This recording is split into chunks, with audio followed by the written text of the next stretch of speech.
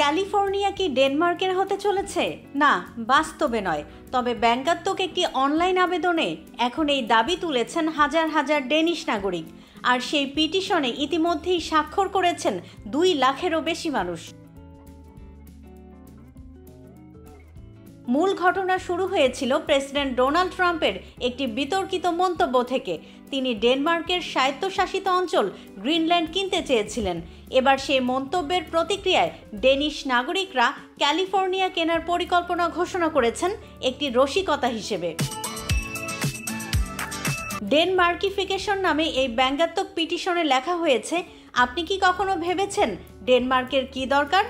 আরও রোদ, খেজুর গাছ আর রোলার স্কেট। তাই আসুন ট্রাম্পের কাছ থেকে ক্যালিফোর্নিয়া কিনে নেই।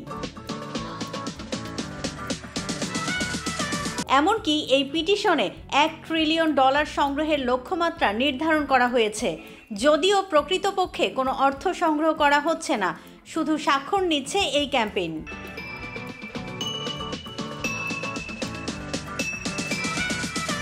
CNN জানাচ্ছে, ক্যালিফোর্নিয়া কিনলে ডেনমার্কের কি লাভ হবে তাও তুলে ধরা হয়েছে পিটিশনে। যেমন উষ্ণ আবহাওয়া, শক্তিশালী প্রযুক্তি খাত, নিরবচ্ছিন্ন অ্যাভোকাডোর সরবরাহ। এমনকি ক্যালিফোর্নিয়াকে নতুন ডেনমার্ক বলে ঘোষণা করার প্রস্তাব দেয়া হয়েছে। আর সবচেয়ে মজার ব্যাপার হলো, বিশ্ববিখ্যাত ডিজনিল্যান্ডের নাম বদলে হ্যান্স ক্রিশ্চিয়ান অ্যান্ডারসন ল্যান্ড রাখার কথা বলা হয়েছে। মিকি মাউসের মাথায় ভাইকিং হেলমেট থাকবে বলেও উল্লেখ করা হয়েছে। এই ব্যঙ্গাত্মক প্রচারণার মূল কারণ ট্রাম্পের বিতর্কিত মন্তব্য। সম্প্রতি তিনি বলেছেন, গ্রিনল্যান্ডকে যুক্তরাষ্ট্রের নিয়ন্ত্রণে নেওয়া অত্যন্ত প্রয়োজনীয়। যদিও ডেনমার্ক সরকার ও গ্রিনল্যান্ডের স্থানীয় প্রশাসন এই প্রস্তাব সরাসরি প্রত্যাখ্যান করেছে।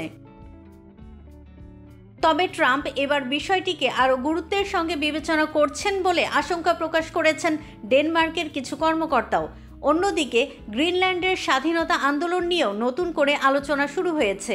দ্বীপটির প্রধানমন্ত্রী বলেছেন, গ্রিনল্যান্ডকে ঔপনিবেশিকতার শৃঙ্খল থেকে মুক্তি পাওয়া উচিত।